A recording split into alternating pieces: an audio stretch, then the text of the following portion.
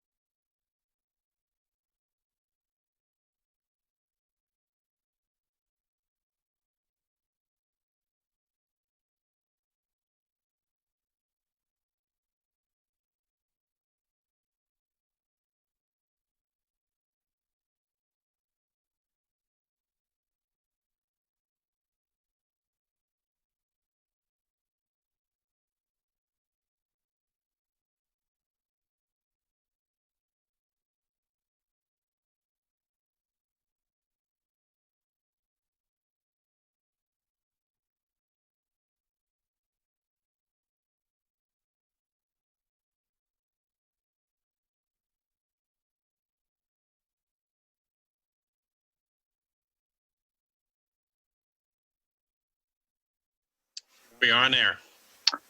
All right. Welcome, everyone. Good evening. This will be our study session for the month. And I'd like to open it with an announcement from Counselor Heisey. Thanks. So we had National Coming Out Day on Sunday. It is always October 10th. And this year I had the opportunity to participate. Well, I actually just watched. I was not a participant. It feels like you're a participant when we're all in these little squares, like the Brady Bunch. With a event that Basic Rights Oregon put on, where they had BIPOC community members telling their coming out stories. And it was really touching. And it made me think, I don't ever really tell my coming out story. So I just wanted to take a very quick moment and say that when I was in my early 20s, I went to graduate school in Tucson. I was far away from home, and that's when it hit. That was the first time I actually realized that, I can fall in love with a woman too.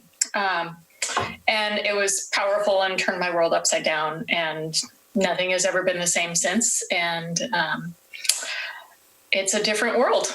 And I wanted to make sure that people know that that is part of my story. I don't necessarily present as being queer if you meet me on the street or see me on camera. So I just want to put that out there, that I am indeed, and I am part of that community as well. And happy Coming Out Day to everyone for whom it was easy, and especially for those for whom it has been so hard. It just shouldn't be. Nope. That's it. Thanks, Kathy. Very good. Appreciate that. All right. So our first item is going to be an update on our affordable housing goal. And I don't know if Layla or Christina is leading that effort. I'll run with it. I'm going to share my screen, so just give me a moment. And then I'm going to hand it over to Christina. Just kidding, Christina. Bear with me a second. Okay. All right, do you just see this, just the PowerPoint slide? Yes. Awesome. Okay, great. I have that presenter slide up. I want to make sure they're not in the same place here. All right. So let me make sure I'm in the right spot. Okay. Well, hello, everyone. Mayor, councilors, Layla Aman. I'm your Community Development Director, and I'm very pleased today to be here to provide an update on one of your very important council goals, which is the housing goal. We were here last September, and the goal of these meetings is typically to give you an update on where we are with the affordable housing strategy.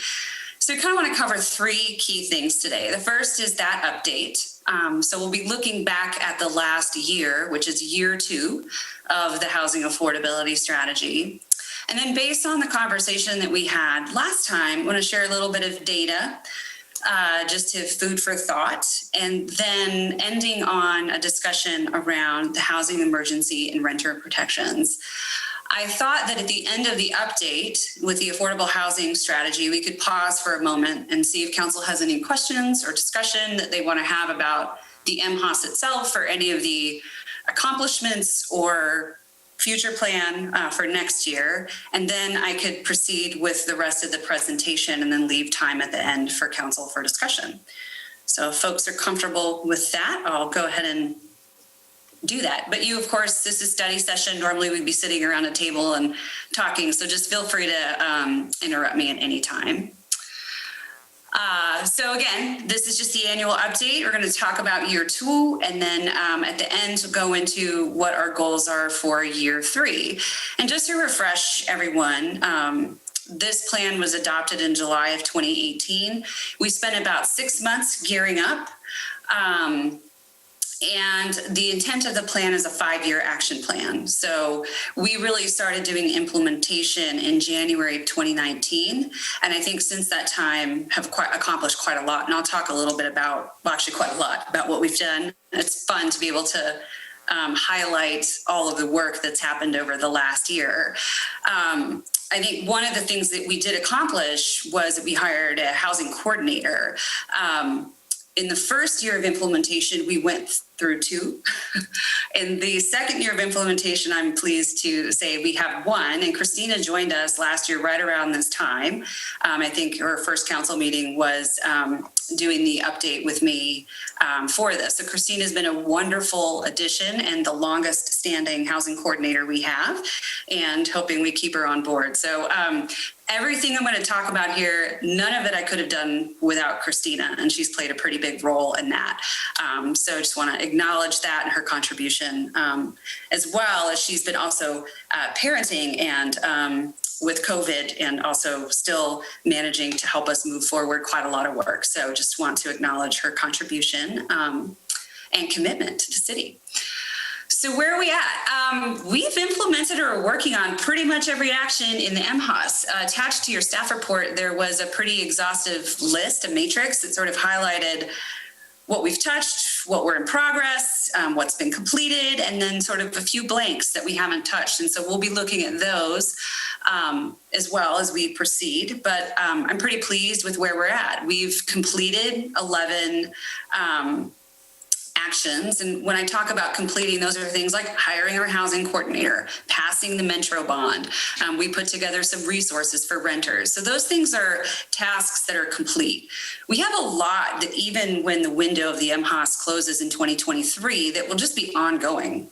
So there are things that we've kind of brought into our work program that will continue. And I'll talk a little bit about those as we go through. But just some examples of what are ongoing. There's a number of actions that talk about partnerships with the county. Once our CET affordable housing program is up and running, for example, that would be something that's an ongoing project or program that we would be maintaining over time. And then we have 5 actions that are in progress. And so things that are in progress are things that are not complete, that we're still actively working on to become either ongoing tasks or complete tasks. A good example of that is the housing code work. There's a couple of references in the MHAS related to that. So I feel like we're making great progress. And I was pleased when I went through and did the math. I was like, okay, I think we've touched about 95 or 90%. So I think 26 of the 31 actions we've touched in some way. So I've divided up this update into the 3 main goals of the MHAS. And so the first one is develop new affordable units. And this is where I would say the majority of our time has been spent, and a lot of the action has been over the last year. The first one is really exploring programs for affordable housing through the construction excise tax. So we've actually been working really hard on this. About this time last year, we were commencing a CET, or construction excise tax oversight group, and that group helped define criteria for the program for awards.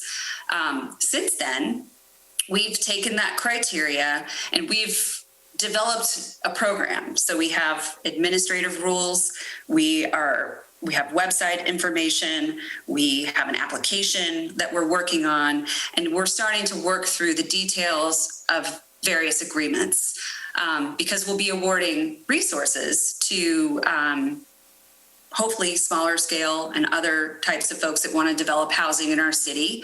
We have to have some way of ensuring that they're complying with the grant requirements. So there's some background work we're working with Justin, our city attorney, on, and just trying to dive into those details. So there's a lot happening there.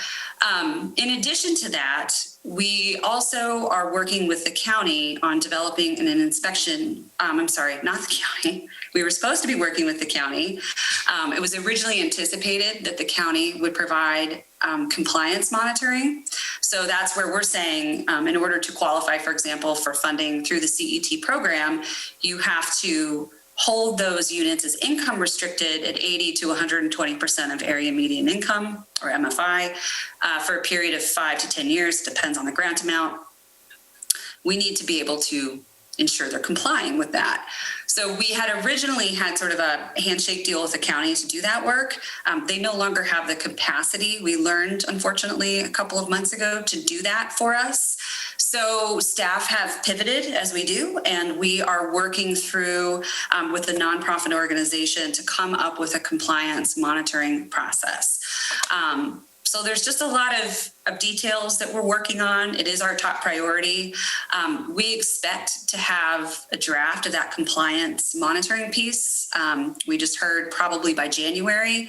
And then we should be able to launch the program fully once that's ironed out. But that was a bit of a surprise and something we had to change and respond to. But once that's set, then the city will have at least some ability to do compliance on our own, because we're expecting that many of the projects that will come through the CET program are likely not these larger scale projects that are funded through federal low-income housing tax credits, for example, that have their own compliance monitoring. These would be units that we would be monitoring on our own.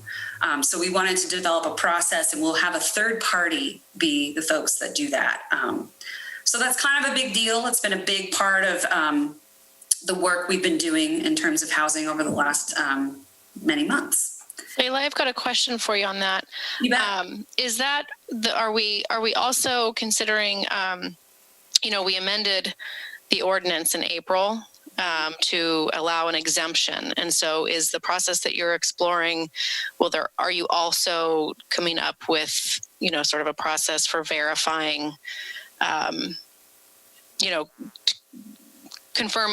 verifying that folks, who have applied for the exemption are also complying with the up to 80% median household income? Yeah, that's a great question, Councilor Falconer. And yes, that's sort of the idea is this will apply to the CET program, but it also applies to others that we're leveraging through the exemption. So for Coho Point, we would use the same process to ensure that those 23 bedrooms, the folks that are using those are within the income restriction that we've agreed to. So yeah, we're trying to hit all of it.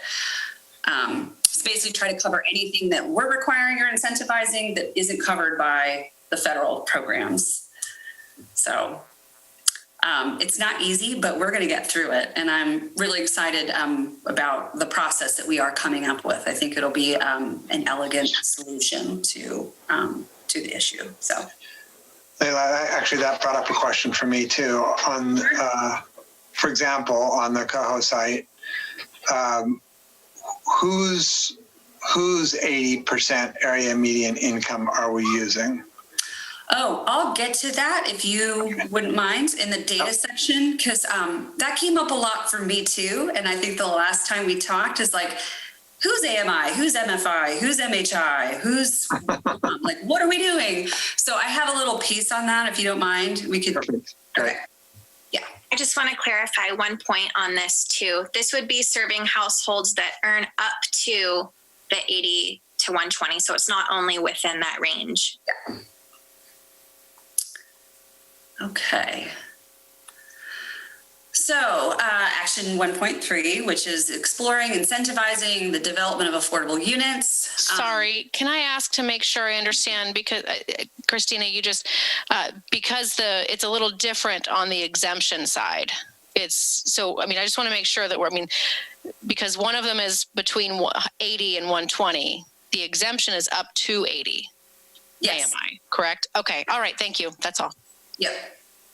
Yeah, and the different pots of money, if you recall, the residential pot of money from CET is based on state statute, and that serves residents up to 80%. And then the other half that council approved is the resources that come through the commercial pot of money from construction excise, and that 50% of those funds are up to 120% of AMI. But as Council President Falconer said, the CET exemption is up to 80. So and it's also 30 years, right? It's not a short term. Yes. Okay. Yeah. Yeah, because the assumption is that's a much bigger waiver than likely a smaller grant that's for a unit would be $5,000 to $10,000, whereas a multifamily unit it's much bigger, much more expensive. Okay. Any other questions? And you can just shoot them out if you have others. So development incentives. So just to clarify, we had one project that was approved. So folks know Axletree got the vertical housing tax zone, but that actually just recorded with the county this year. So you get approved, but you don't actually get final approval until you get your C of O, your certificate of occupancy, and then that gets recorded with the county. So their abatement went into effect this year. The Monroe Street Apartments has applied for and has received, I think, conditional approval, or they're in the evaluation process. So they received conditional approval. So that is in the queue. And then when that project's complete and they get C of O, then that will also be finalized. We had some discussions prior to the pandemic and office closures that we had with a number of taxing districts and nonprofit organizations that provide affordable housing about doing a more permanent low income tax abatement for nonprofits. So we've kind of paused on that since COVID. But that's just something that if council wants to discuss a little more, be open to hearing your thoughts on that. But in the meantime, we will continue, or we will bring forward a renewed exemption for Northwest housing. So you did that, you'll be doing it again. I think that's in December, right, Christina? I think that will be in early March. Early March. Yeah. Glad I asked. Okay. So development friendly culture, this is just to express that, I think we have developed a very internal culture that's friendly to developers. As you can see from the picture here, we are working right now currently on streamlining permitting for affordable housing. So much like we do with solar projects, we expedite those to the front of the queue. We are proposing to do that as well with affordable housing projects. So we'll be working with the engineering department to figure out how we can move up those reviews. So that way when someone applies for their building permits, typically it's a 6 to 8 week lead time. Those will move to the top of the queue. And so we're working through the details on that and how we develop an internal procedure. We have designated project managers, so folks from the CD team are constantly invited or engaged in especially the larger projects. So when we get pre-applications on big properties, we've developed just a really great, I think, relationship with the planning division to be engaged in those discussions as they come in. And then we've really taken a proactive customer service approach, particularly since our front counter has been physically closed to the public. Just want to really put it out there to folks that our front counter is open. We are answering phone calls. We are responding to people every day. Planning and building, try to return phone calls within 24 hours. So that's just something that I take very seriously and ask of my staff. And I will just say that I think they performed really well. And I've gotten a lot of positive feedback actually since we've closed our doors, but we have not closed our offices. People are working and they're working really hard.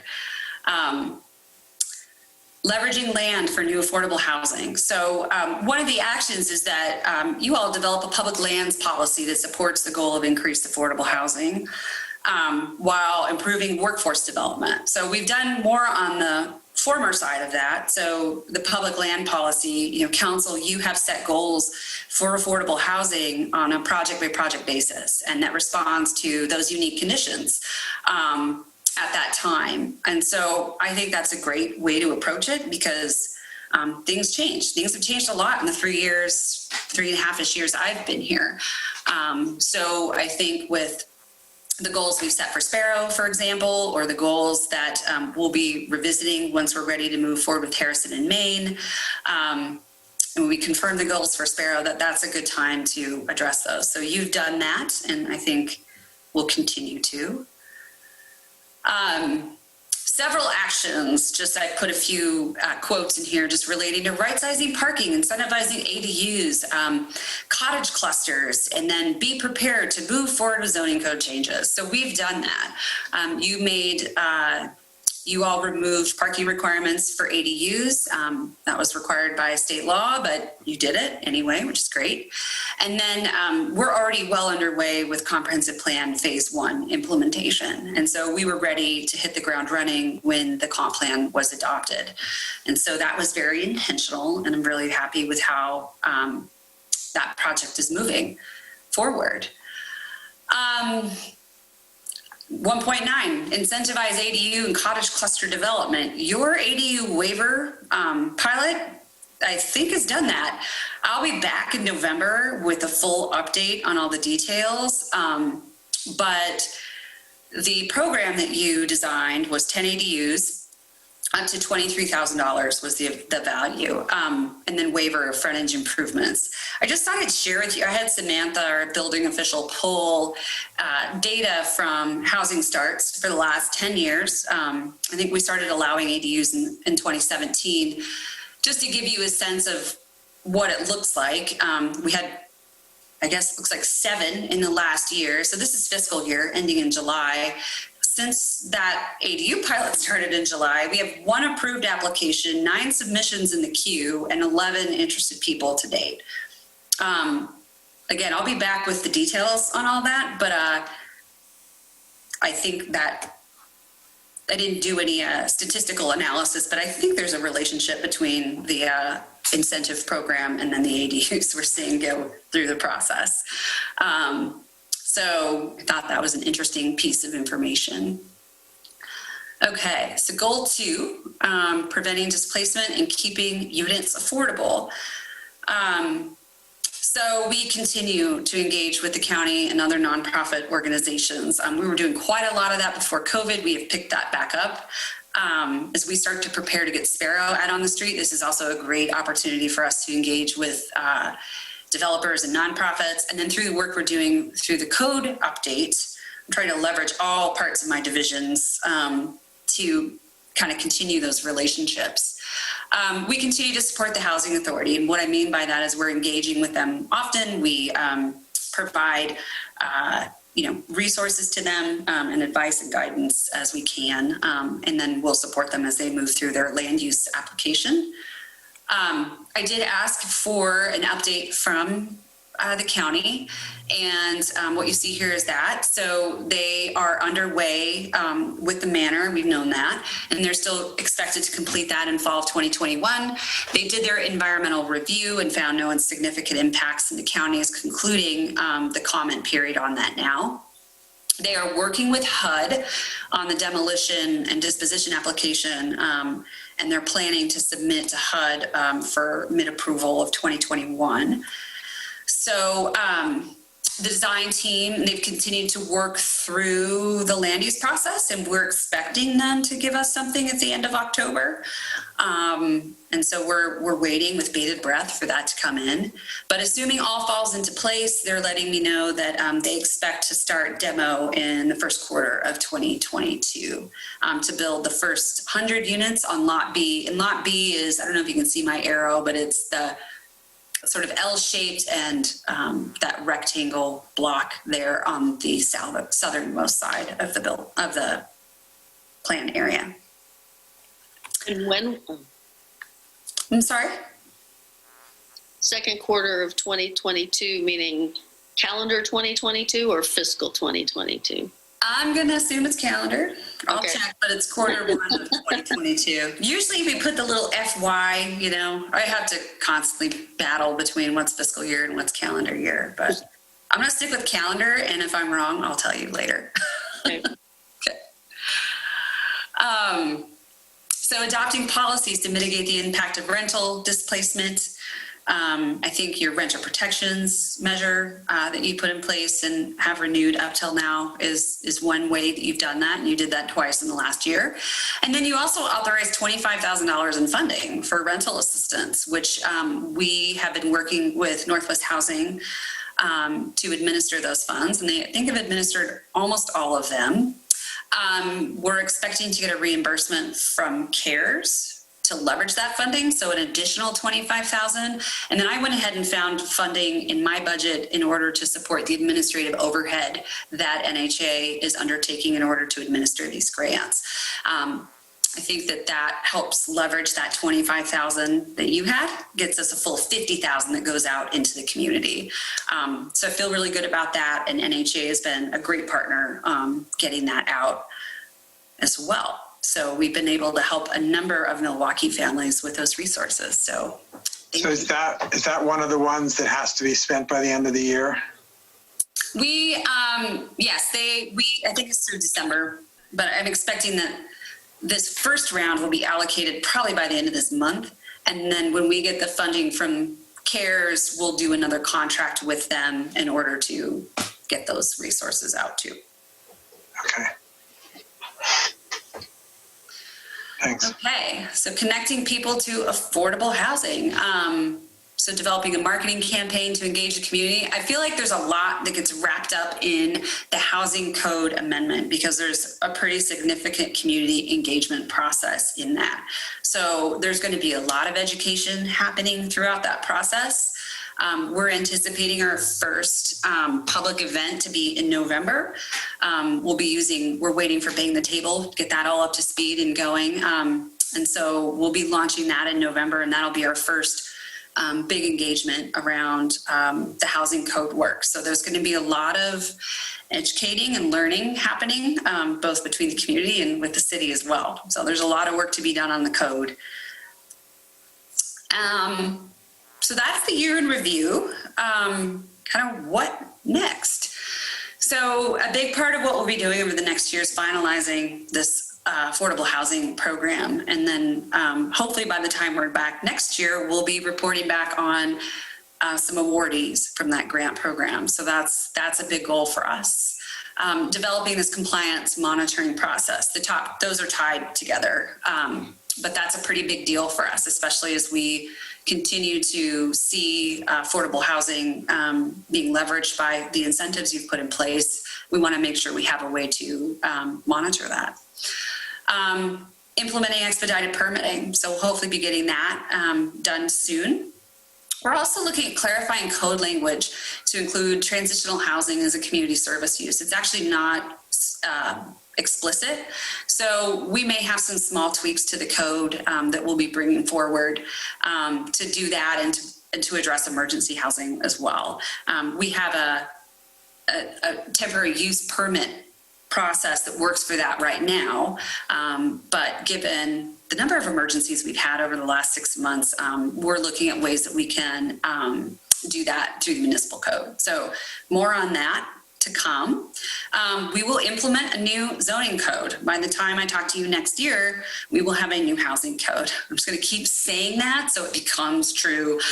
Staff will get you adoption ready code by June. That will be ready to go to Planning Commission for the first step. So hopefully we'll get it through by the time that we meet next October.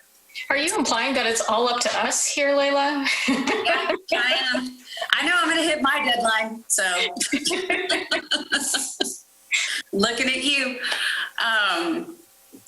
Well, I will note that the CPIC was told the first outreach was going to be in October, not November. So some things are sliding already. Well, yeah, and that's largely due to the format. We had expected to have Bang the Table or the Hive in place quite a while ago. So we've had to pivot. We talked to the team about that. We're about 2 weeks behind, but we are doing other things concurrent so that the event may not happen till November, but there's other things that can be happening to keep the project moving forward. So that was a really important discussion we actually just had with our consultant this week. But we've done our best to adjust to the situation that we're in. And I think that the other option was to hold it at the end of October and use a completely separate type of platform. And we elected to wait so that everything's all kind of on that platform. And then we'll figure out how to make up the time through other tasks, because that's what we do. We'll hopefully have our affordability covenant for Coho. So all of those details will be worked out by next year. So we'll be able to report back specifically on how many units and what those units are and what that looks like. And then we'll continue to outreach and explore opportunities. There is funding in my budget to do some of that work. And so as we this list is a pretty big list, but we will continue to always be agile and try to find opportunities when they come up. So with that kind of concludes the MHAS update. I'd be happy to pause for a moment and invite you to ask any questions or There feedback was, you might have. yeah, there was a question in the chat. I went ahead and sent a link to information about the MHAS because it looks like that some of those, the answers probably can be found in that document. But I wondered if maybe you might just really quickly respond to the question. I think that's sort of an all of the above strategy. Yeah, and I'm having a technical challenge that I can't. No worries. Here, how about the question's from Daryl, and he wants to know if we're speaking about housing that is affordable versus subsidized housing. I think the answer is both. We've got strategies for both. And then also rental and ownership. And I think, again, the answer is both. Yep, that's correct. So Daryl, I just encourage you to take a peek through the strategies document. And of course, if you've got feedback on how those strategies get implemented, I will certainly be happy to hear them. Yeah, absolutely. So the question about rental versus ownership brings to mind one of the questions I wanted to bring up, which is, I mean, I think it's not a question I expect an answer to today, but, in all my years of being on the Planning Commission and now in the CPIC work, the comp plan and CPIC work, I have a hard time understanding how some of these smaller housing forms are going to lend themselves to ownership as opposed to just rental. And I think it would be useful to maybe have for all of us to have a common sort of grounding in that, and maybe even Planning Commission. I think I do hear also complaints about even the apartments, the fact that we have only apartments and no condos, no ownership opportunities coming in our larger developments too. So I think, that it might be a conversation that we ought to be having, and sort of how we foster ownership potential and not just rental potential in the work we're launching into. Yeah, I'd say sooner rather than later. There's definitely some code, that would have to be changed in order to make sure that we are providing an environment in which those can be ownership versus rental. Yeah, the only thing I would add to that is I think you're right. And I think that the code work that we're doing is going to open that wide.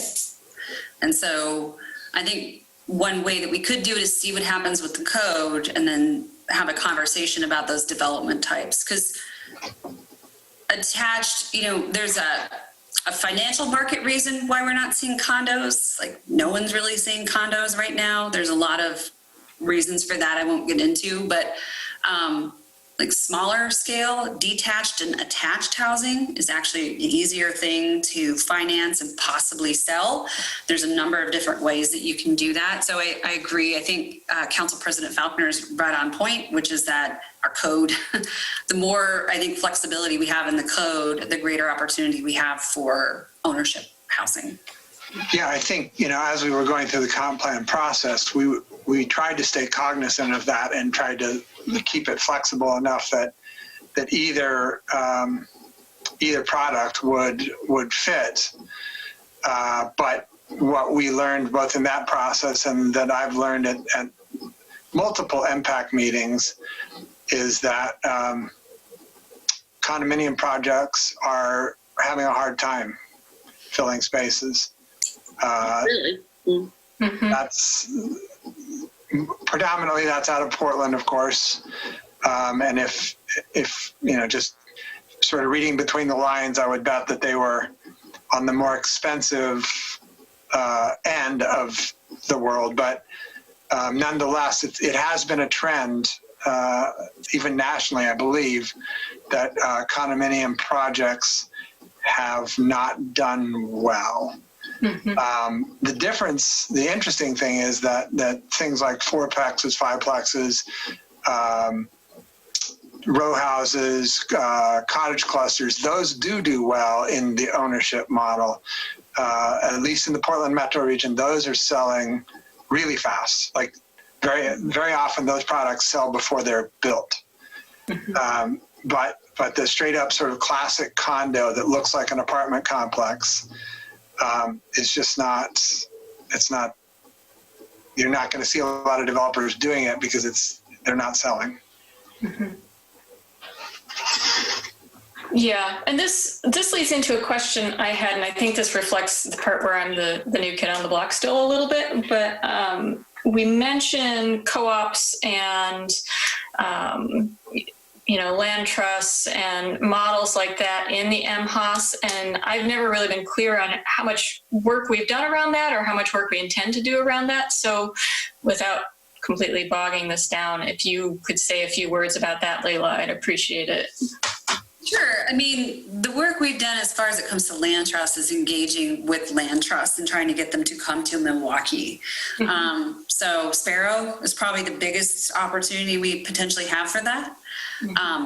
So that's how we've been engaging, is just really trying to build those relationships and get folks interested in what we're doing. I think the code update work will also, cultivate and make Milwaukee a place where folks who are interested in building different types of housing and different model types like land trusts will be interested in us for that. So I think that's what I see our role as, is being a convener and trying to get folks to come to Milwaukee, and that we want that kind of housing. And that's what I feel like I hear from you. So that's what I tell people. We want land trusts. We want you to come here. Right. So that's how I see our role. And then, of course, leveraging our land for those things. So, and those are goals that you set. So, so those are ways that I think that we can attract that kind of model to the city. Great. Thanks. Yeah. Shall I continue? Okay. Onward. On to the data. I'm going to demystify AMI, MFI, MHI, and then Christina's here to make sure that we're all staying on task, because I made her do this because I was getting confused. So I'm glad that I'm not the only one. So let's talk about that. So area median income is also area median family income when it comes to HUD. And that is based on the Portland, Vancouver, Hillsborough, Clackamas County Metropolitan Statistical Area. So the big urban blob that makes up our region is where that number comes from. So when we say AMI, MFI, HUD uses them interchangeably. That's the number we have to use. And so, or that's the reference we use. And so we use that for our low-income utility assistance. We use it for the construction excise tax program. The state also sets those goals. And then that's also what we use for our home energy score program. It is also the basis of most federal housing programs. So when we talk about MFI, we're talking about the whole MSA. Now, we know Milwaukee is different. And so we want to account for that. So we provide the data to you. But what we provide is you median household income, which is based on, they're both using census data, but they're slightly different. So they're not the same. So we're using the American Community Survey 5-year estimates for median household income.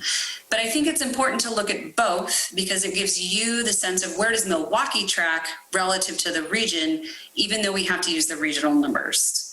So when you say we have to use the regional numbers, when we are negotiating with developers to do a portion of the building at 80% of area median income, we have to use the federal numbers. We cannot use the far lower, if I recall the numbers, $20,000 a year lower Milwaukee numbers, because that puts the rent at like $1,400 a month. Yeah, so it is, and it's by ordinance, refers to the MFI for this area. And then everything else that we do, like I mentioned, the utility assistance program, the energy score, all of the federal housing programs. So it keeps it consistent because those rent tables then are based on the MFI for the MSA. So actually, I mean, this is a case where it's good for Milwaukee people, right? I mean, if we say something is 80% of, is capped at 80% of MFI, well, that's actually more than 80% of the average Milwaukee income. Well, what that results in, so if you do the math, right, and you say, okay, this is area median income, 80% of that is this, and then 1/3 of that, which is what the rent will be, right? What that works out to, for example, at a project that we would do where we're saying you can't be above area median income, the rent's at $1,400.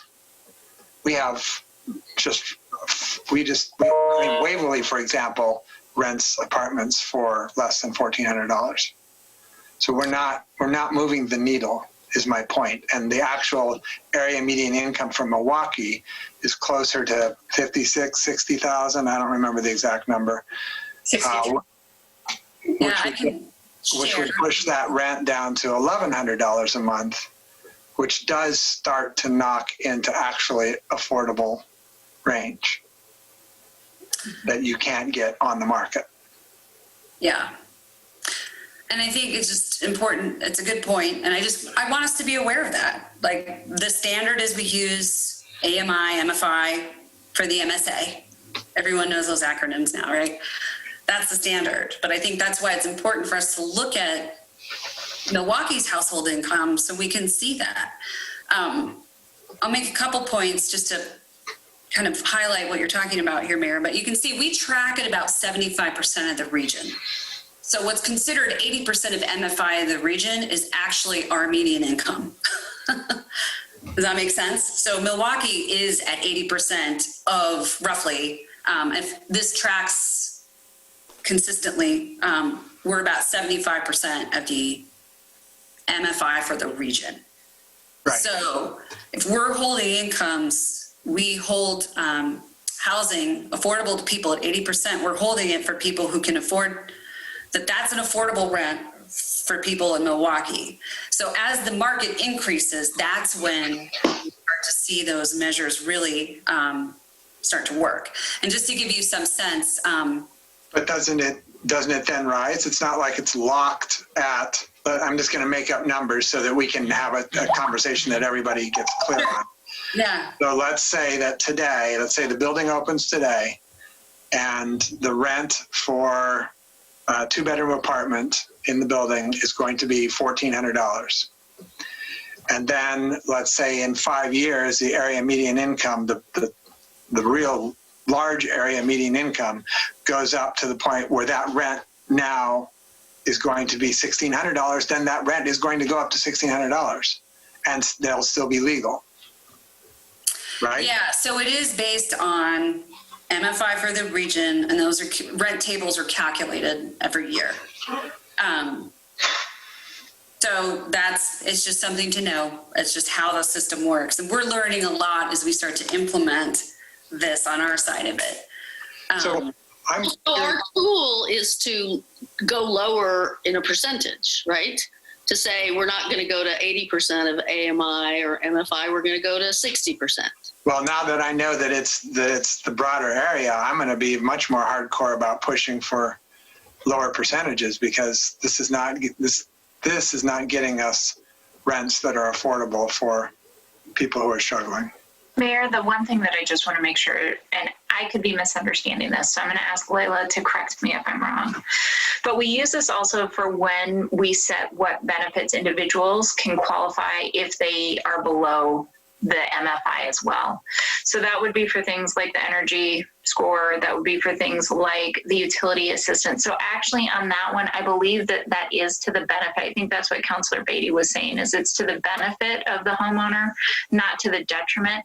And my request is, because this is so confusing, that it is it is better for us in code and for consistency of programming if we're using a number. So I just ask that as you're having these discussions, if we're using MFI, we're using MFI in code. Yes. Okay. Thanks, everyone.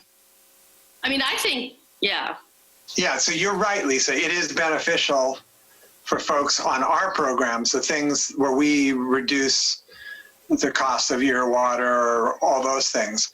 It is not beneficial in, for example, when we cut a deal with a developer for 23 is it units or bedrooms? Bedrooms. Then those are going to be higher than what the folks, the median income folks in Milwaukee can afford. Right. So I mean, it makes sense to me that we keep, I mean, if this is what HUD does, that's regional number is the number they use, then that's the number we should use. But we should re-examine what percentage we set. Yep.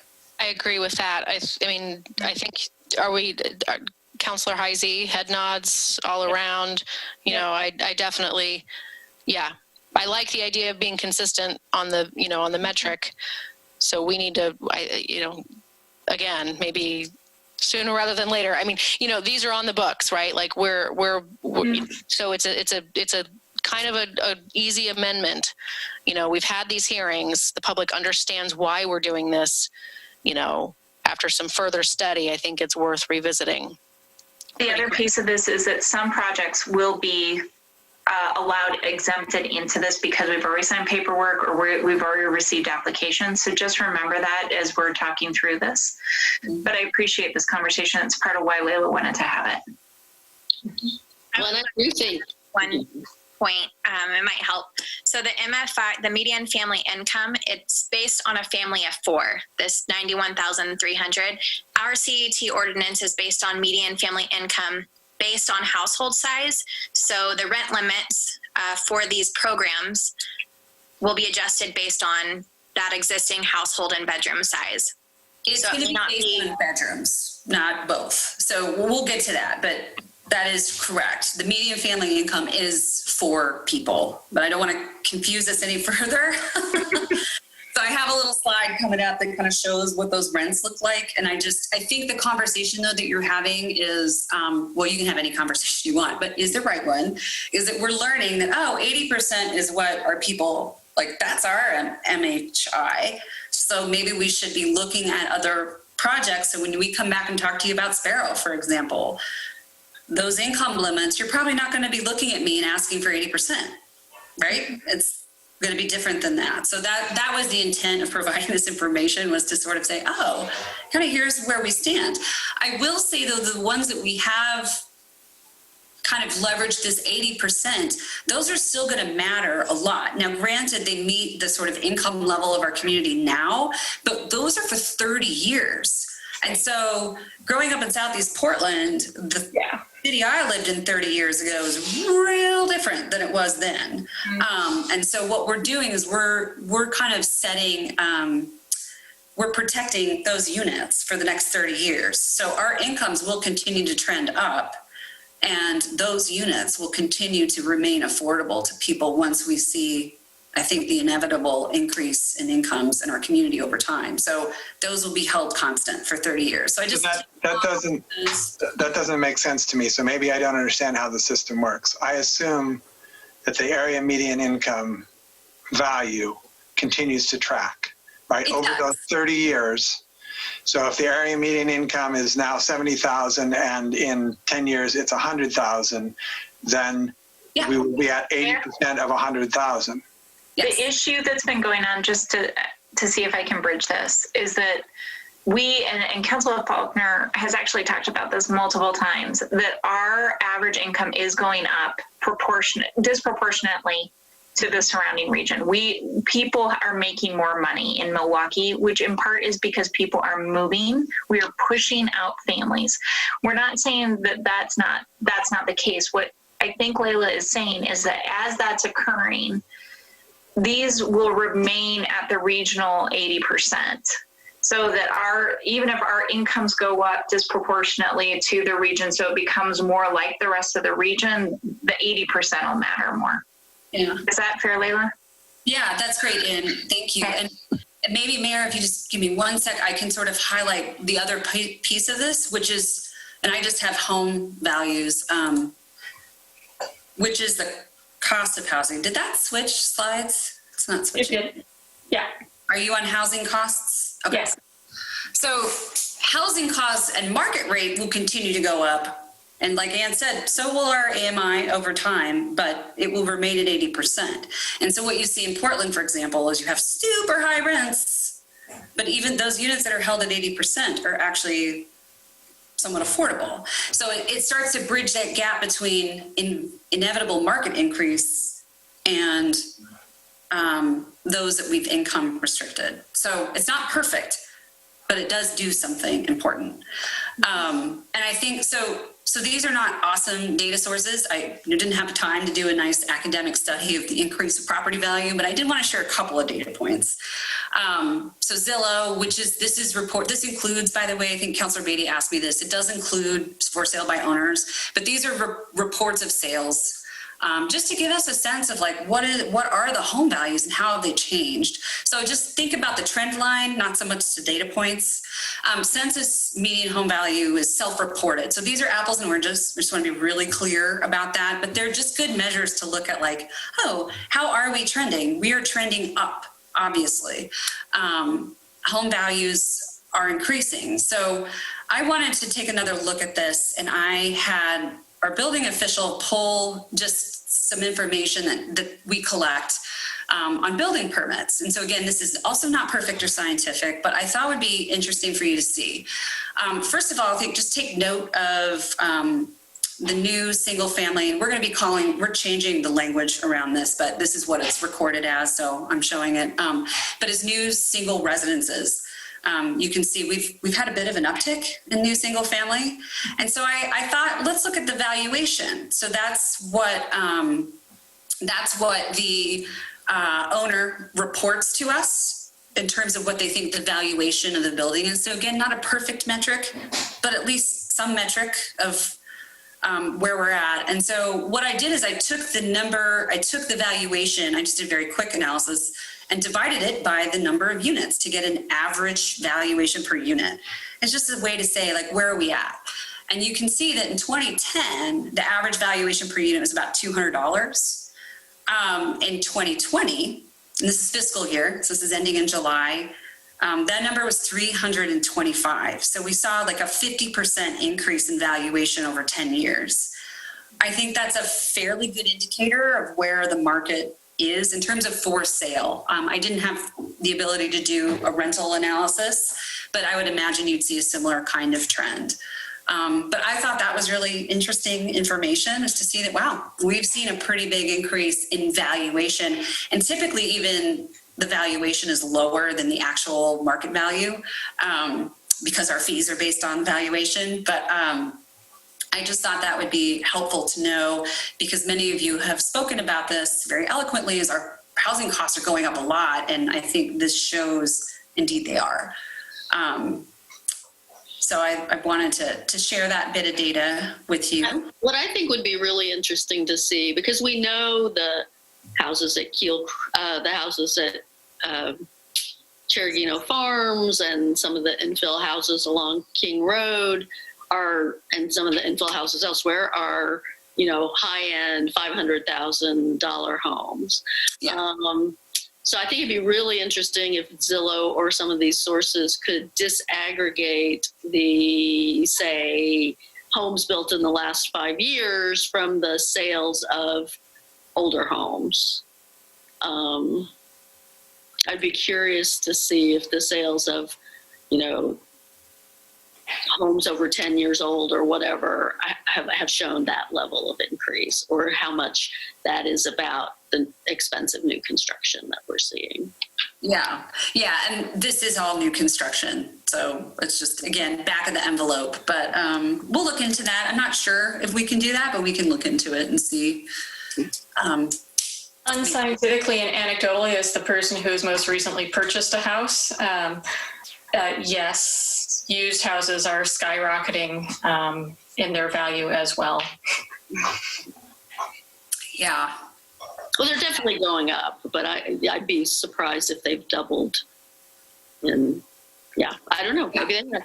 I guess we'll see. Well, some of us have had appraisals, and they have. Yep. Yeah.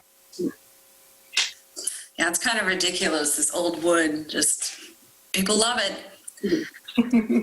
I do. Okay. So on to cost burden. I don't think this is any different than last time we talked, but just in the spirit of just defining things, just cost burden, people who pay more than 30% of their income on housing, and then severe rent burden is 50%. Right now, 21% of Milwaukee households are still severely rent burdened. So we still have an issue. I did want to just, go ahead. Sorry. Is that rental or is that owner occupied and rental? It's rental.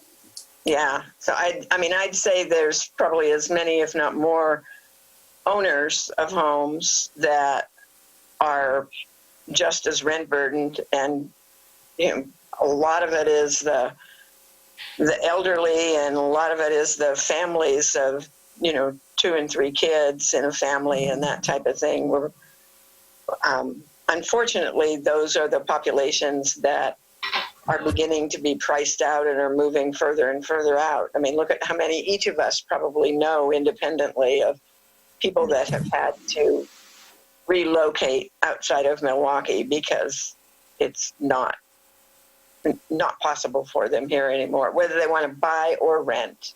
Mm-hmm. Yeah.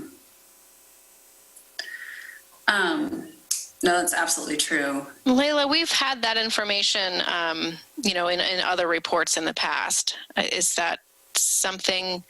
I know we've, that sort of percentage of that affordability analysis for both homeownership and rentals. Mm-hmm. That's in the comp plan, I believe. That's a snapshot. Yeah, and we're going to, once our housing code work is done, we will be updating our housing needs analysis too. And I have all kinds of ideas about how to make that different. So we'll come back and talk with you about that before we do it. Oh, good. I'm so glad to hear that. Yeah, so just remind me, but I will make sure I remind myself. But that's part of it, because we had a very lengthy conversation about that, because the methodologies for HNAs is a pretty stock process, and I don't think reflect what's happening on the ground. So we're interested in looking at more in-depth ways of exploring that very complicated question. So duly noted, and we will be sure to check in with you all when we're about ready to go down that path too. But we're waiting until the housing code work is adopted, because then we'll need to update our capacity analysis as well. So. Is that the carrot method you're using there? Yes. It's a carrot in front of us. You just basically ask and you'll get it anyway, but you can try. Oh, and I want to be mindful, because I think I was scheduled till 6:15. So Anne, am I okay to just finish up here? Because I know that, okay. I know that because I wanted some time to discuss the housing emergency and renter protections, because we're due to come back to you in December to talk through that.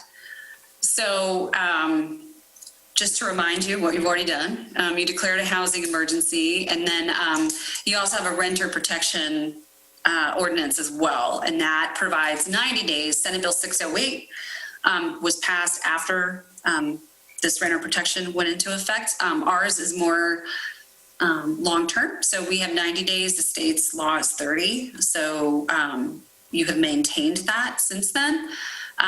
Just as a reminder in terms, and the reason why I'm showing vacancy rates is because the ordinance 2118, which is the rental protection, says, we have to look at this when it gets above 4%. 4% was the metric that you all put in there. Right now, we are at 3.5%. So in terms of vacancy, and then, and that's using, census. So we use 2 sources, if you recall, just to look at both. And then the multifamily Northwest vacancy rate's about 3.7, so pretty close to what the census had us at the second quarter as well. So we're tracking below 4%. So that means our market is really constrained right now. Layla, can you just remind me, if you know, what size is designated multifamily for these figures? Is that, does that include fourplexes, or are we talking like units, 10 or more? It's usually 3 or more. I don't know, Christina, if you know exactly, but it's usually, multifamily is usually 3 attached units and above. Okay, thanks. Is that a definition that will change? I mean, it's, you know, now that we've got a middle housing and we've got some rules that are coming out, and that's a great question. Because if, for example, the CET Affordable Housing Program, so the residential pot of money can only be used for multifamily, and the state defines multifamily as 3 or more units that have an attached or common wall. So a cottage cluster would not count. And Justin and I actually went round and round about this because I was curious, could we use the CET from the commercial pot of money? Does it meet the same definition? And we determined, and he can correct me if I'm wrong, but we determined that it is for affordable housing. And so we can use it for, it doesn't have the same requirement as the residential pot of money, which is specifically outlined in the statute. We were actually able to define our own use of the commercial resources. And we said that could be used for affordable housing, which can then apply to ADUs or duplexes or so forth. But that's a great question because the statute is written for only 3 or more units for the residential pot of money. And I think it's probably that way for a number of other state-sponsored things. So it's probably something they should be thinking about. Yeah. Mm-hmm. For sure. Mm-hmm. You can bring it up at your HB 2001 meeting. Oh, no, yeah, I mean, they're definitely talking about it. I'm kind of wondering, you know, it's just something that we want to make sure that we're tracking really closely, you know, as we're defining, you know, these programs, and just be really mindful of, you know, that there's now, you know, there are new definitions coming out for housing types. And, you know, triplexes are now middle housing. So I don't know if that means that do they not continue to be, but they do at least for a time until maybe the legislature catches up and redefines multi-housing. So just understanding that vis-a-vis, you know, what our goals are. Right. Yeah. Well, and I trust you to keep us honest. If we did miss it, you'll let us know, but we'll be tracking that as well. So yeah, that's the end of my presentation. I wanted to give you all some time to talk about it just came up our last meeting about the emergency and renter protections and have a conversation if you choose about that. But I'm happy to answer any other questions you might have. My feeling is, you know, when we adopted this, as you pointed out, it was before the state acted. There was a time when 3 months seemed potentially burdensome to landlords, but we felt it was necessary because of the housing market. Now the state has changed, and this isn't in your slide, but the state law has changed no-cause evictions. I mean, there's many fewer grounds for doing no-cause evictions. And especially if somebody's lived there longer than a year. The first year, I guess it's pretty easy to do no-cause evictions. But after someone's lived there a year, it's much tougher. There's more conditions. Plus, we've now gone through a period where, we're in a 9 months and counting moratorium on evictions. So to me, I almost feel like we ought to just make this a standing ordinance, the 90 days. I don't see that it's, something we need to be coming back and looking at as an emergency thing every 6 months or whatever it is that we're doing it. I don't think it's really as dramatic a move as it was when we first did it. I mean, the goalposts have changed, the landscape has changed, and I don't know why we wouldn't just make it our ordinance.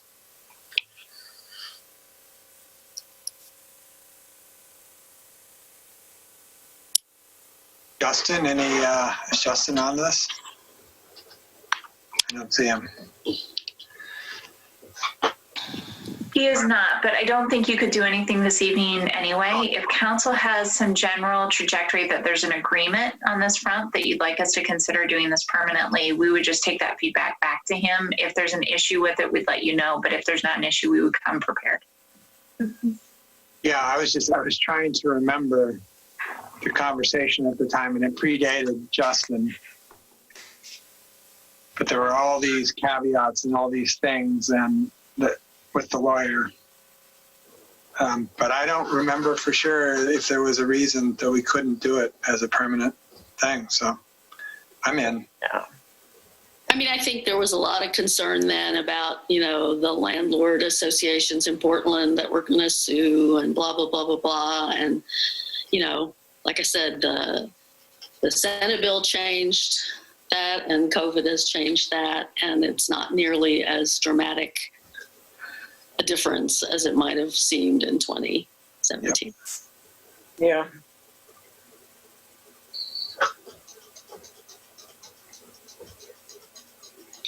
Okay. So I'm hearing loud and clear you want a permanent ordinance for the renter protections. And so when we come back in December, that's what we will prepare, is an ordinance that makes it permanent. You'll do the housing emergency renewal, because that is every 6 months anyway. And what is that doing? Sorry. Lisa and I just asked the same question in different ways. Does that trigger something else other than this? I'm sorry, what triggers? Does the housing emergency trigger anything else besides our 90-day no cons? I'll have to look into it. I don't think it does unless we did something around utilities or something that I'm forgetting that we triggered off of that. Yeah, I don't think so. I'll check with Justin just to make sure what the implications would be. But would the idea be that you would not renew the emergency declaration in December? And if we don't need it, then the ordinance becomes permanent. So we don't need to rescind it, right? We just don't. I'll figure out all the logistics off air. But the message I'm hearing is make the renter protections permanent, and barring any other thing that if the housing emergency doesn't do anything but enable us to have that renter protection ordinance, then we go ahead and we don't need to renew that in December. Is that what I'm hearing? Okay. So I will confirm that with the city attorney and just kind of make sure I have all the bases covered.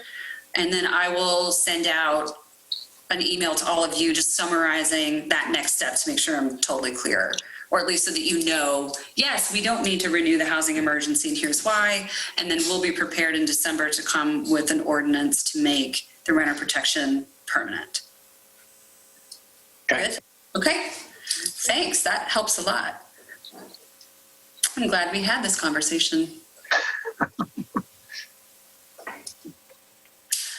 I think that's it for me. I don't know if council has any other housing related issues you want to talk about, any words of wisdom for us as we enter into year 3. We're all ears. I will say we are also all over 10 minutes, and we have some individuals from PSU hanging out, waiting to be able to present tonight. So just keep that in mind. Yeah. Thanks, Layla. You guys have been busy. Yeah. Well, thank you for all your support, and we'll continue to stay busy. All Let right. us know if you get bored. We're always open. All right. Thanks a lot, everyone. Thank you, Layla. Thank you, Christina.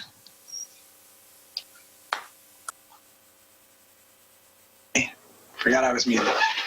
So the next item up is our council goal community engagement. This is also an update, and then it'll be presented by Kelly Brooks and Jason Walks and folks from PSU. Hi, everyone. So this is kind of our swan song. to report out on kind of the community engagement goal now that we've transitioned to diversity, equity, inclusion, and justice. And I am actually, even though I've talked to you about this a lot throughout the course of the goal, I'm going to hand it off to Jason because he's done the lion's share of the work of what's about to be presented. And then he's going to partner with our teammates from Portland State University to present some of the findings that they had on the report that they did on our engagement as well. And then we'll come back at the end and answer any questions that you all have. So with that, I'm going to hand it over to Jason, who probably needs permission to steer the PowerPoint ship.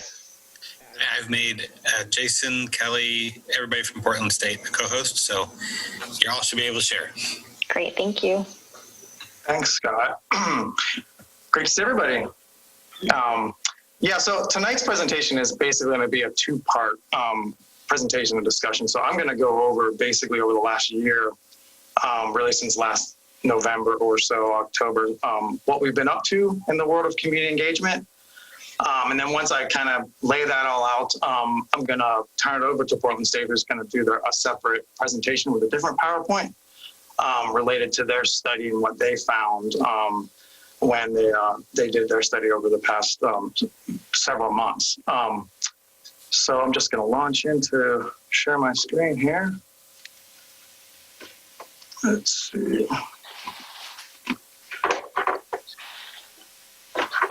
Can everybody see my presentation? All right. I'm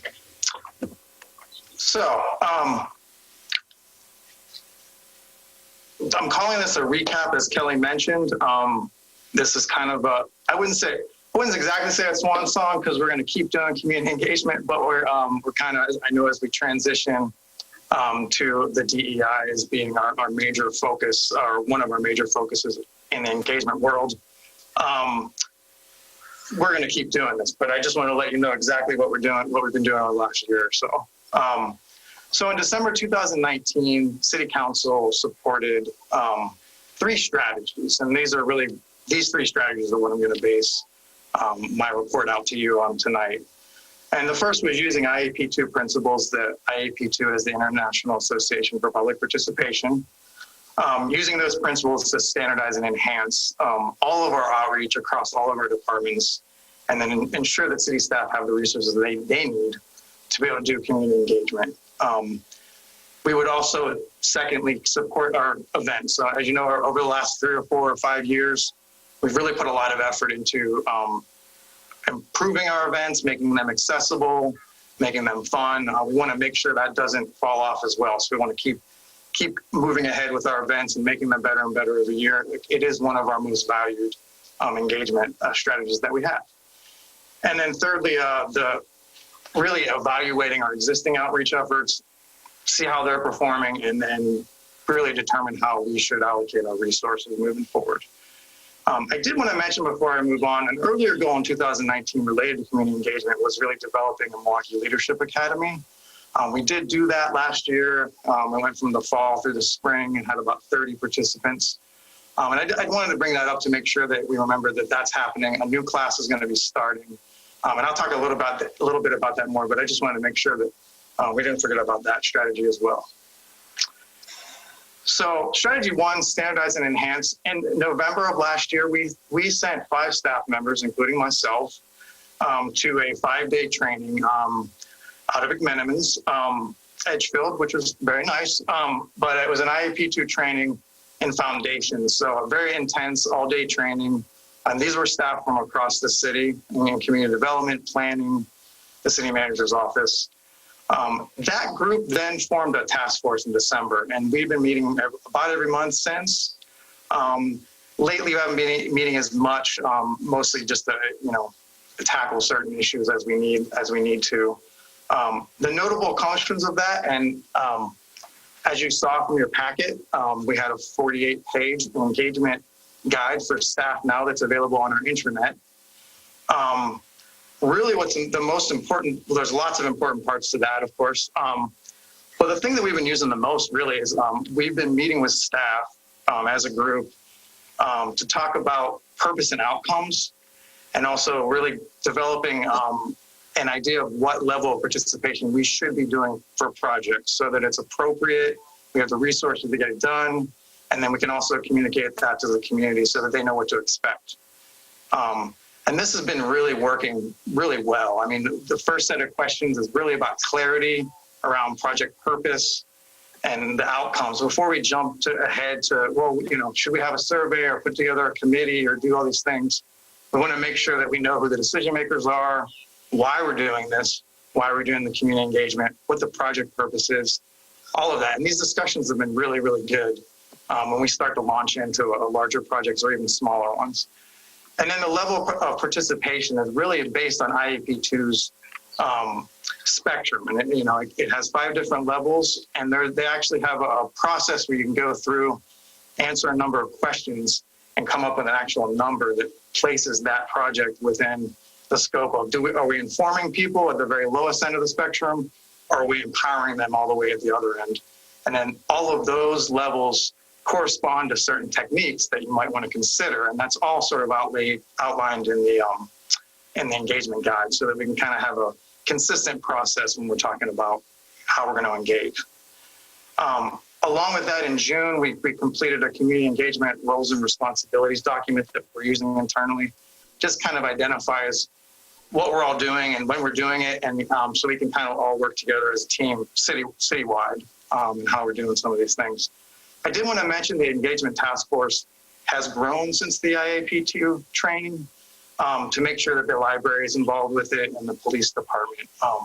So now we pretty much have all of the departments across the city as our, we can kind of call them resources that either has been through the training or is at least keeping track of kind of what we're doing as we move forward, so that in each department there's someone that people can go to and rely on to help us make sure that we're doing this consistently. So strategy 2, I won't talk a lot. I did mention the Milwaukee Leadership Academy. So that was completed, and we're going to start up another one this year. So I think that's going to be a really good tool for community engagement and just really bringing the people who really want to engage with the city and potentially, join our board or commission, maybe go on city, try their hand at city council, other leadership positions as well. As you know, we hired a new events coordinator in March. About two weeks before, we all left City Hall due to COVID. So as you know, most in-person events were canceled for 2020. You heard a report out earlier this month about exactly how we're going to try to do some of the spring and fall and winter events. But this position, Brenna, has really helped the city in that time, help us with our COVID response, emergency management, and all these other tools. So luckily her skill set has been really helpful in all this until we can get back to doing in-person events again. And so that's pretty much what I want to talk about with events. I think moving forward, we're just trying to get as using our Brenna's talents and all of ours, just trying to figure out ways to have our events, and maybe 2021 looks a little different.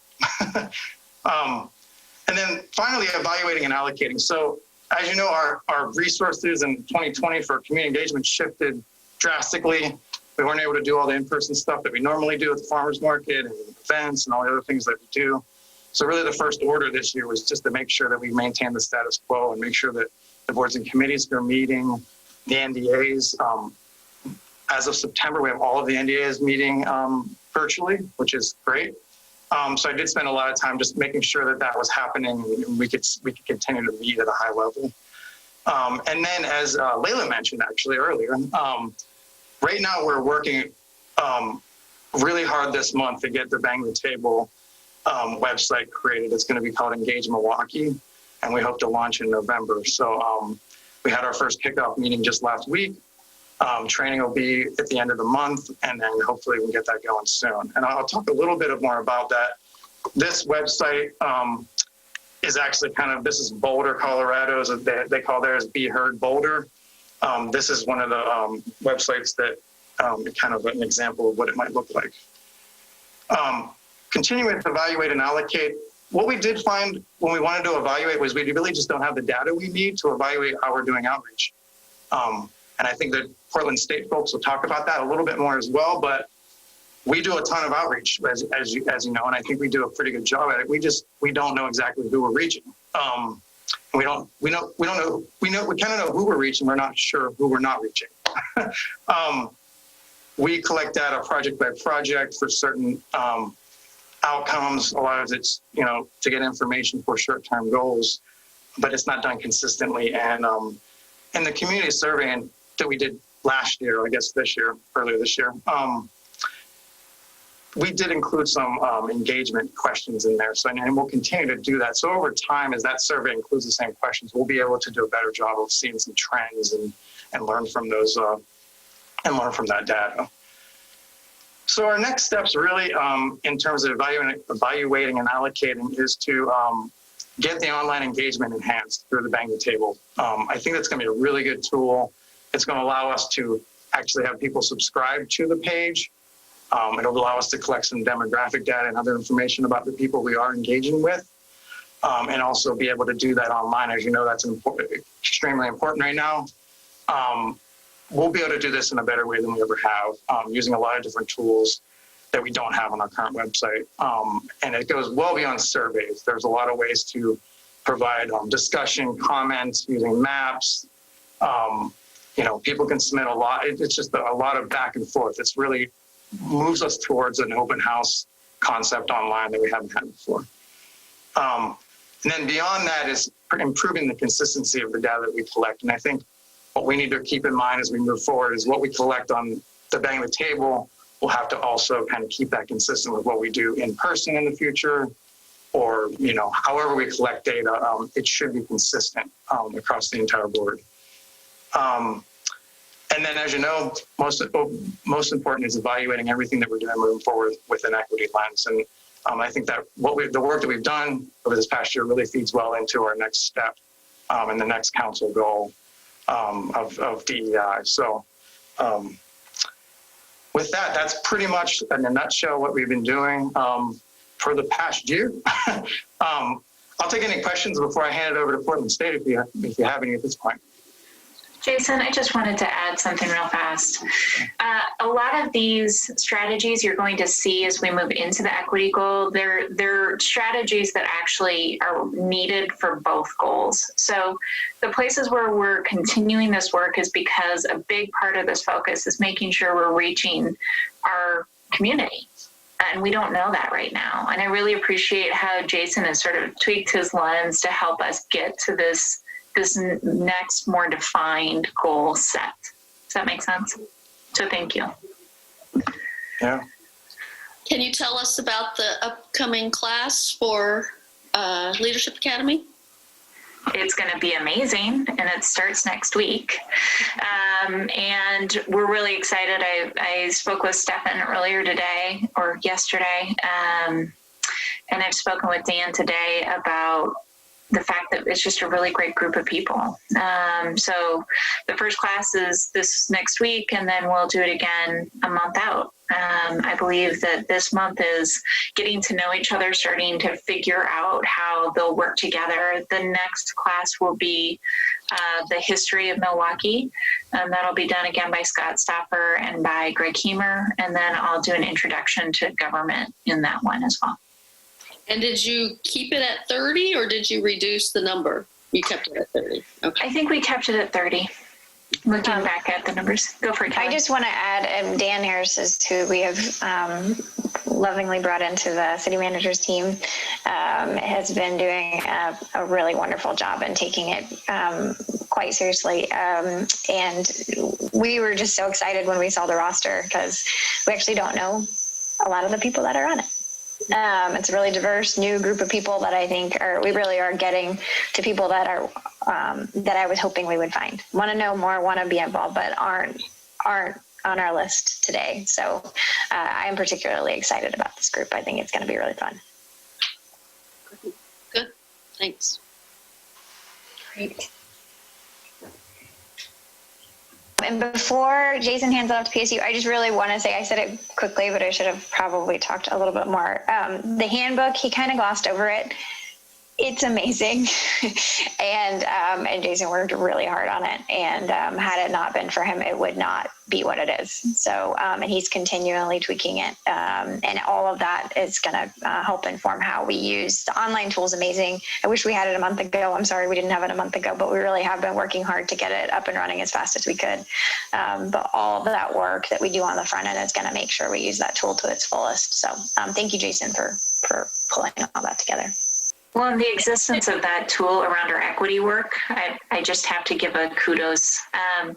Jason and the team sat down with me for 2.5 hours to help figure this out the first time, to fill out that document form with me around our equity work to make sure we were being really intentional. Kelly and Luke and I had another 90-minute conversation today in which we use this as the basis of our work and tried to make sure we're being, again, intentional and choosing the right pieces in order to get our outcomes. And Jason did an exceptional job of creating a document that's versatile, whether he's walked us through it and we're now on our own, or whether or not he's in the room helping us get through it. I really appreciate and personally appreciate because it's helped me on a project, the tool and the benefits of that tool. And I'll say that reading through it, I was so excited to see that. I mean, I think we ought to be using it as counsel. You did a really good job of laying out the steps, making it's almost idiot proof. I'm sure I could still find a way to make it not work quite right, but it's brilliant in its simplicity and its transparency. And I really appreciate that we have that as a tool and that it's out there for everyone, so that everyone knows this is how we're doing our work. This is how we're approaching our communication with the community. And it really helped me see even more clearly how the work that went into community engagement flows into the equity work, because I think a lot of the ways in which you emphasized the questions to ask and the goals that you need to set really sets us up to make taking equity seriously pretty unavoidable when we're doing community engagement. So thanks a lot, Jason. I look forward to using it and learning. I'll share it periodically because it's probably going to change a lot. It's a constantly moving target, but That's how it should be, Yeah. Because we're all still learning. So I think that's great.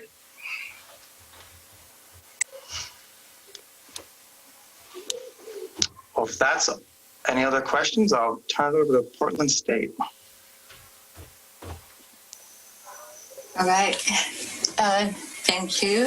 And Diane, are you going to do a screen share?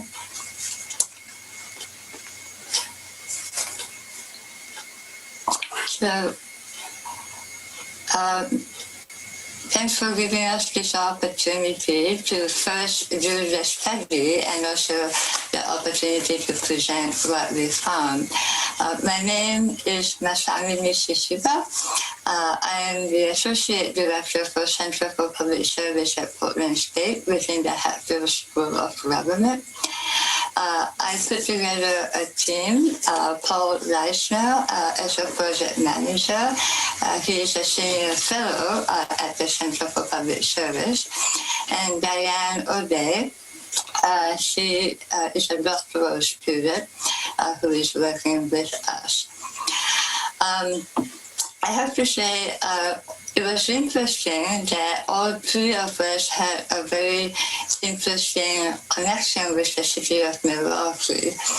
I do some trainings with the Japanese practitioners and also bring Japanese students to Oregon.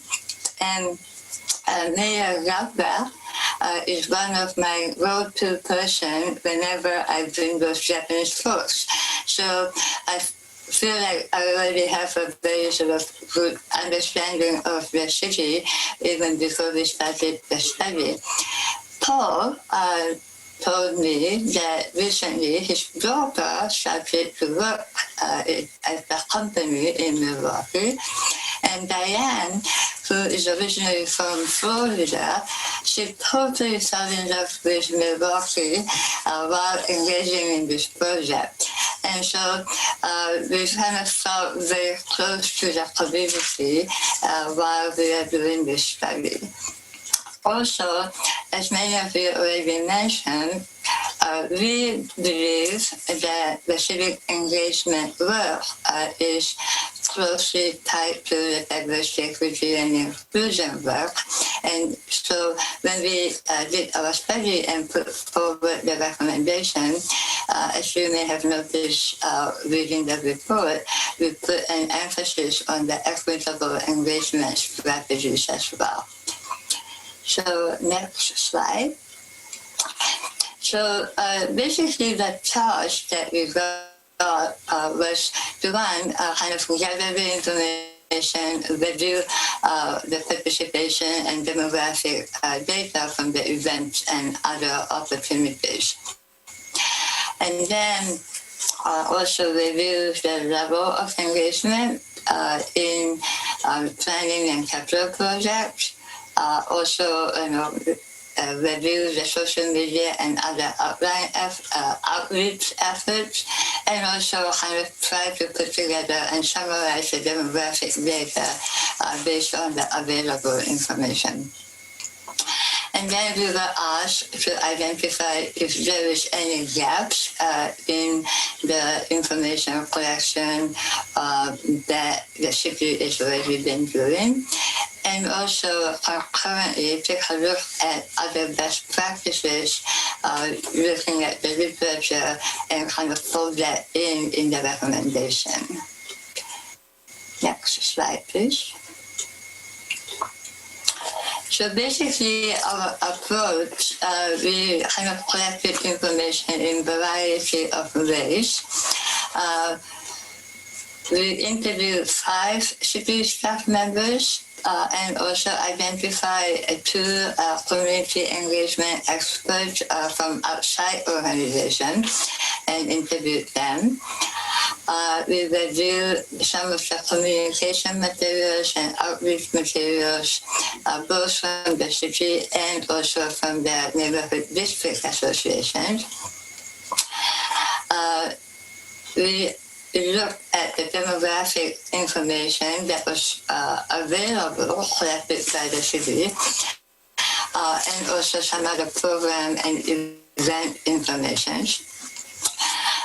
We reviewed the Milwaukee Community Survey and the Census Bureau American Community Survey to look at some of the demographics.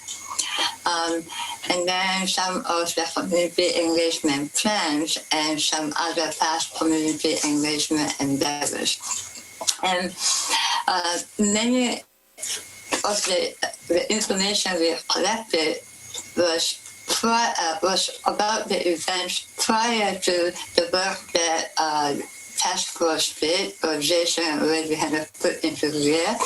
And so some of the information you read in the report, some of the recommendations, I should say, we put in the report, Jason has already sort of put in place. So you see that kind of result already.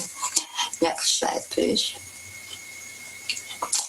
So at a very high level, what we found out was mainly 2 things. The city officials and staff has a very clear and strong commitment to new and innovative civic engagement practices. And we found out that the City of Milwaukee civic engagement efforts are very innovative, something like a citizen jury and many other kind of things are already in place. Also, looking at the demographic data, we recognize that there is a demographic shift happening, and as a result, new approaches for outreach as well as tracking would become more and more important. And again, as many of you mentioned, that kind of outreach would also be informative and closely tied to the new diversity, equity, inclusion, and justice goals. So I will hand off to Diane, who can go into a little bit more detail and showcase the demographic side of the results. Hi, Hi, good evening, everybody. It's great to see those of you who I know and great to see those who I feel like I know because I've read so many of your words in your newsletters and your plans and things like that. But hi, I'm Diane O'Day, as Masami said. So we're going to talk about our findings, but we're really going to focus on the shifting demographics because Jason was so gracious in covering the other goals. So did I freeze? Can you? Okay. I'm so sorry. I'm very sensitive. I'm in nonprofit college student housing and my Wi-Fi is terrible. So sometimes I freeze. So please bear with me. Okay. So I wanted to show you all the shifting demographics of the city of Milwaukee of non-white individuals. So this came from the American Community Survey, which is a survey that the U.S. Census Bureau puts out or does in between census years. So you can expect that you're going to have a lot more accurate information in the coming months as the 2020 census data comes around. But we really wanted to demonstrate the shift in demographics that are currently happening to your city. So of note, your Hispanic or Latinx population is increasing by numbers of individuals and in the percent that they occupy within the city. Now, obviously, this is all with the caveat that these aren't like 100% accurate, but it does give you an idea of how your population is shifting. So next up, we reviewed the Milwaukee Community Survey because when people respond to that, that is a form of civic engagement. So we wanted to see what kind of demographic shifts you all saw in respondents from 2017 versus respondents from 2020. So as you can see with this visual aid, your amount of Black respondents increased by 1%. Your number of Latinx respondents increased by 3%. And your Asian or Pacific Islander respondents went down by 2%. Now, also, we think it's important to look at your shifts in age. So as you can see right here, in your amount of respondents, you experience the biggest shift in respondents who are age 35 to 44 years old. So this shows that you had a 9% jump, and as you can see, the age ranges of other respondents did go down. Okay, so I know that affordable housing is a hot topic in the city of Milwaukee. It's a huge thing that you all mobilize a lot of community engagement behind. Your pilot often talks about it. You all talk about it a lot. So I wanted to demonstrate who's in the community right now and who's responding. So as you can see, the amount of people who own a home who responded went way down by 50%. And the people who rent a home. So for your Milwaukee Community Survey, you had more non-homeowners than you had homeowners respond to this particular survey. And then when we look at the demographic shifts of how long someone has lived here, this does have the caveat that people who are new to Milwaukee weren't necessarily captured in this. But as you can see, you're experiencing a shift in how long people lived here, which does make sense. So the most of your respondents have lived in the city of Milwaukee for 6 to 10 years. And, in the future, you can kind of track how these demographics are changing over time. So now I'm going to hand it over to Paul to speak to you all about recommendations. Thanks, Diane. One of the things that really struck me is what an unusual opportunity you have in the city of Milwaukee, because you have this sort of confluence of the crucial elements to make this kind of work. You have a very supportive and understanding leadership in your council and your city manager. You have great staff who really believe in this and understand and are developing the skills to do this well. And you have a community that's really excited about engaging with you, which is not the case everywhere. And so sometimes these things don't last over time. I hope they will for you guys. But part of what you're doing is really developing structures, programs, policies to really embed this in your governance culture and in the expectations of your community, that your community and you guys working together are the governance partnership that makes community engagement and equity really work. So your community has their capacity and understanding goes up to match with you guys. That's the crucial mix that makes this work over the long term. So I'm going to just provide you a sort of a general overview of the three major areas of recommendations, data collection and sharing, engagement and outreach strategies for equitable engagement. I want to reaffirm what Masami and others have said, and Ann had said, that community engagement is a crucial piece of any effective diversity, equity and inclusion and justice effort. It's not like you don't do just one or the other. They actually go very closely together. So I applaud you for understanding that.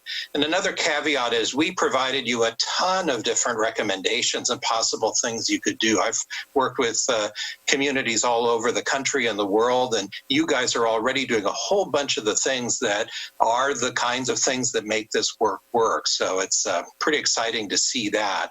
And what we did was try to give you examples from other communities and give you sort of ideas of many different things you can do on the policy level, programmatic level, evaluation, data gathering, outreach to historically underrepresented communities. So given that we gave you so many recommendations, the idea isn't that you would do them all, but that you would use your good judgment to really prioritize, because anything that you try to do, you need to make sure you actually have the resources, the commitment, the staffing, and the clear sense of how to support the work so that you get to the outcomes you're looking for. So these are things that we've given you a grab bag of stuff that you could implement over time and pull from. And so that was our intention, to give you the choices and options to do what you think is most important. So in our major, again, there's tremendous detail in the report as well, but the data collection and sharing, we really recommended that you guys create the infrastructure to develop and maintain a citywide community engagement data dashboard. Jason's already talked about what you guys are already doing, but that sense of really asking the same questions, knowing what data you're gathering, having consistent methods to do it, knowing the outcomes and why you're gathering the data and how you're going to use them. So again, and then developing guidelines for how you're going to gather information in different kinds of settings, how you can make it comparable and useful to you.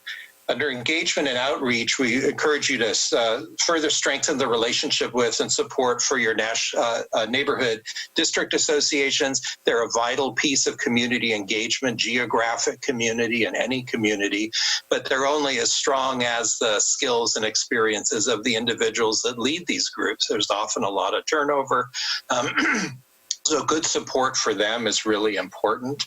Also, your city boards and commissions and committees, developing good training materials, networking opportunities, online resources and support, so their experience is really valuable and meaningful to them and provides good value to you as leaders and staff, but also to the community members that they are in an ideal world representing and communicating with.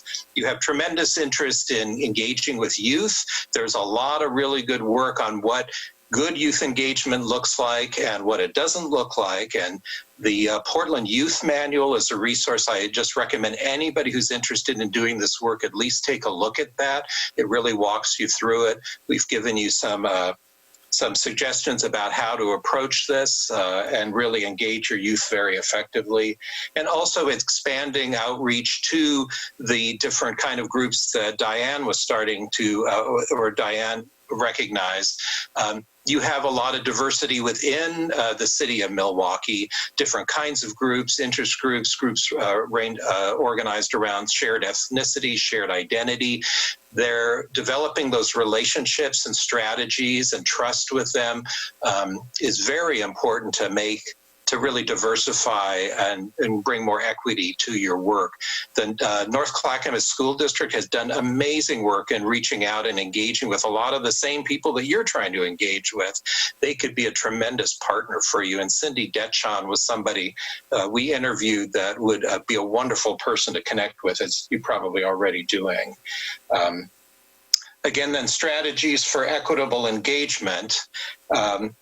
Creating some sort of formal ongoing entity that will work with you to support strategic action to develop and implement effective community engagement strategies and equity policies and programs. This is something the City of Portland did with its Public Involvement Advisory Council, with city staff and a diverse array of neighborhood and community representatives to really make this work, because you're talking about co-governing with the community and bringing them in as a partner. Again, thinking beyond just the demographic information, the citizens' juries are great, fascinating, but they also tend to mirror, if you have a community dominated by a certain group, you're still a very white community in many ways, that sometimes just going by the demographic split doesn't really give you an equitable engagement. So I know you guys are already thinking about that with the work that you're doing. Again, identifying and engaging diverse community groups and supporting their capacity building. Some of them may not be that well organized, and the school district's work with Madres de Corazon, where the school district provided the mothers a meeting place and really started working with them to develop their capacity and their confidence and their trust to be valuable partners and speaking, helping to speak for the Spanish-speaking community. There are lots of great opportunities for you to build capacity, identify and build capacity with these groups. Adopting a formal community engagement strategy, plan, and policies that incorporate an equity lens. You're already moving in that direction, but it's really helpful to staff to have that adopted as clear formal policy to support their work. And also, if there's a shift on the city council or in staff that may not, people who may not be quite as interested, this really helps embed and make clear to you and the community what good community engagement looks like, and are we doing it, and how do we do it better. So that's another important piece. And then there are many different approaches to evaluation of community engagement. It's often difficult to gather the data of who's participating, but it's also, do you have the right program elements? Are you going through the right processes, like the wonderful guide that Jason and others have put together for you? So there are different ways to measure the success of your efforts. And again, we have much more detail in the report, and then we also provided an online resource packet for you online that has a whole bunch of models, guides, and additional kind of analyses that we did as background pieces for the work. So again, we're very happy to discuss any of this more with you, obviously at this meeting, but in the future as well. And I want to hand it back to Dr. Nishishiba to wrap up our presentation. So thank you again for the wonderful opportunity to learn about your community. And my daughter's so excited. She did get a job in Milwaukee, and she wants to move to Milwaukee because she was so excited about what I was telling her. So you guys are great. So that concludes our prepared presentation, and we would like to see if anybody has questions.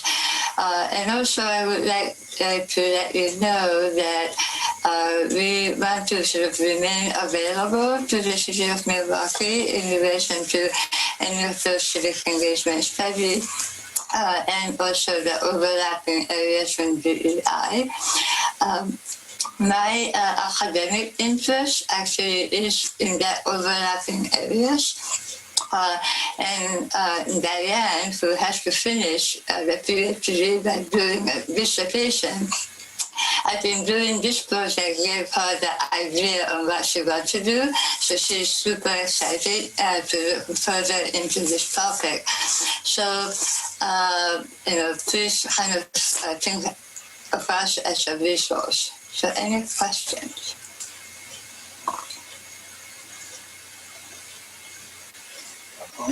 question. Maybe I just want to maybe just say to Diane, I hope that you'll.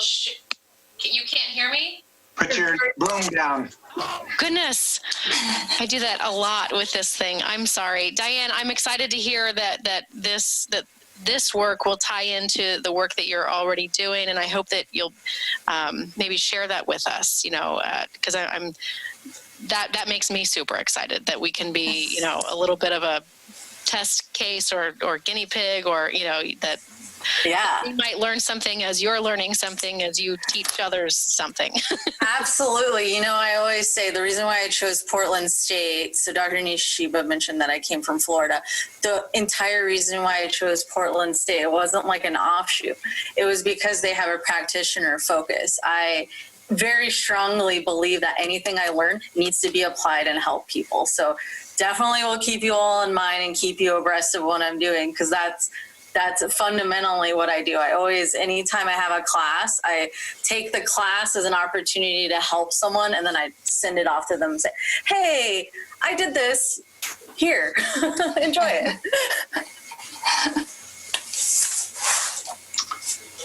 Well, thank you all. Thank you, Dr. Nishiba. This was excellent. Reading the report was really fascinating, and kind of a nice tour down memory lane, actually, for me, because this has been the work that I've been in for 8 years now. So it was pretty exciting. I did have one specific question that I wasn't clear reading the report or when you were giving it. There was a mention of training for our committees and commissions, and I couldn't tell whether that was kind of a general recommendation that you give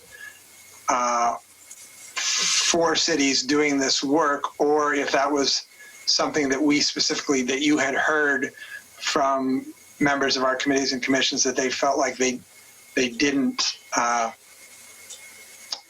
feel trained. Maybe I can speak to that. It's very common for boards and commissions and committees to have some confusion sometimes about what their roles are and what they're supposed to be doing, and getting the support they need to really get up to speed on the issues. And especially if you want to diversify the people that are on the committee, it takes a lot more kinds of support. So again, your staff were excellent, and they get all this. And they were saying that right now people are joining those groups not at one time of the year, but all throughout the year. And so individual staff people who staff a particular board or commission are doing the trainings. And so we talked about the value of it, trying to get some more generalized introductory trainings, like the city of Berkeley in California has for years done fabulous online training that anybody who joins a board and commission in Berkeley can just go do the online training and get a lot of background.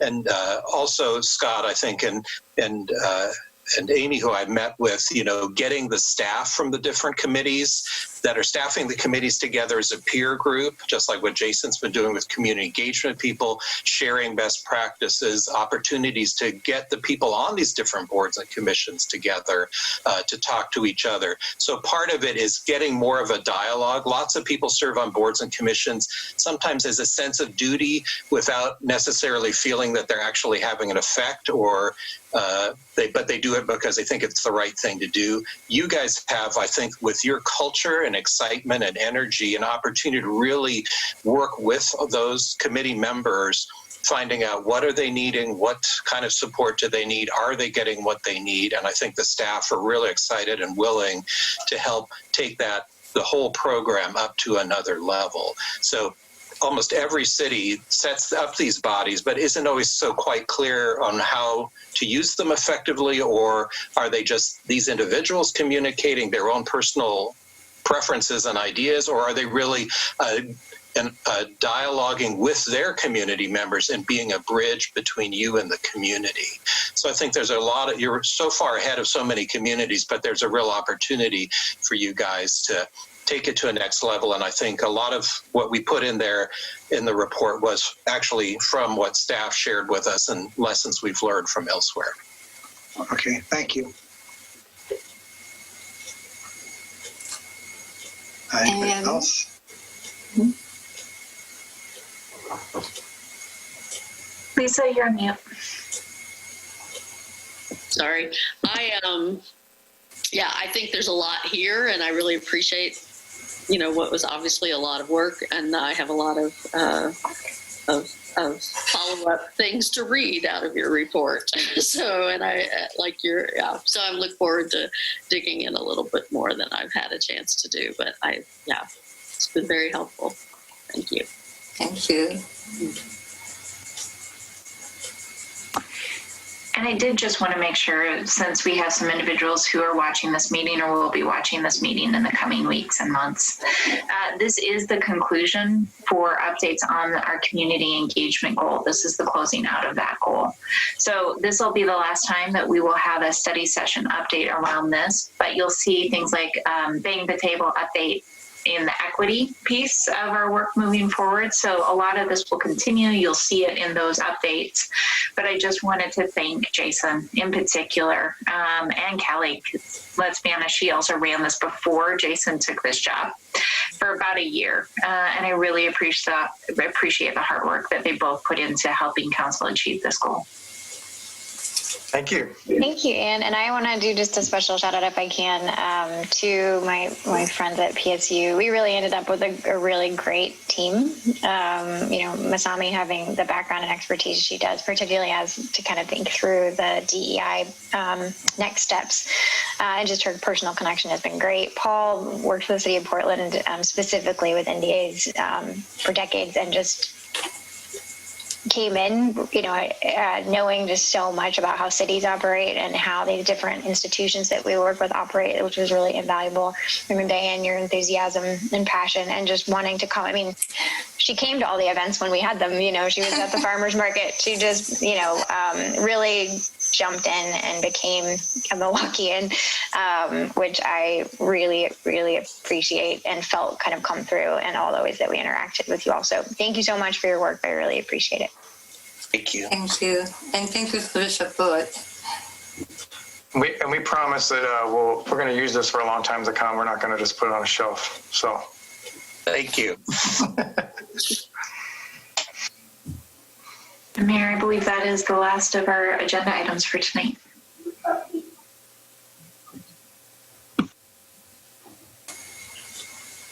Nobody else has any more questions or comments? It was truly extraordinary, and I will vouchsafe for the staff that we will use the heck out of this. This is going to be a very valuable document for us and body of work. So I appreciate very much this work and all the work that Kelly and Jason put into this. We knew this was an important goal as we entered it. We didn't quite give it its full 2 years because life happens, but it kind of set us up perfectly for the next goal and for our ongoing work. So I really appreciate everything that everyone's done, and I look forward to seeing the way this plays out. I would say engagement happened, and that's a little bit of how we ended up with a new goal. Yep.